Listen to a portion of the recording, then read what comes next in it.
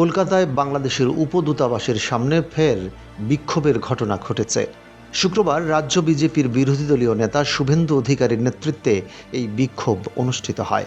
এ সময় আগামী জানুয়ারিতে ৫ লাখ হিন্দু সন্ন্যাসী নিয়ে বাংলাদেশ দূতাবাস ঘেরাওয়ের হুমকি দেওয়া হয়।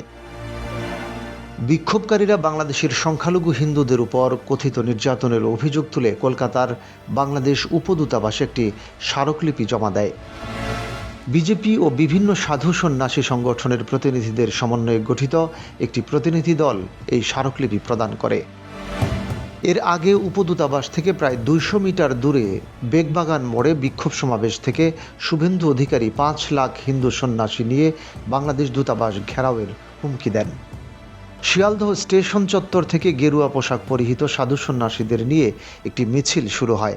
মিছিলটি বাংলাদেশ উপদূতাবাসের দিকে অগ্রসর হলে বেহালাবাগান মোড়ে কলকাতা পুলিশ তা আটকে দেয়।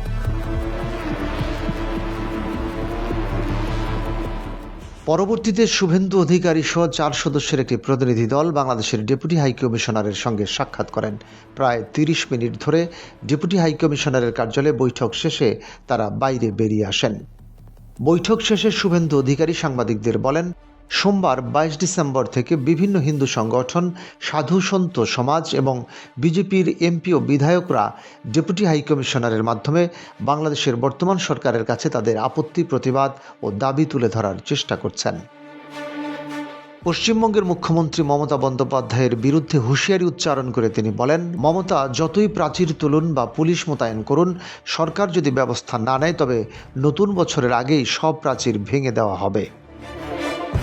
গঙ্গাসাগর মেলায় ৫ লাখ সাধু যাবেন। পুণ্য স্নান শেষে আমি নিজেই তাদের পথ দেখিয়ে মিশনের সামনে নিয়ে আসব।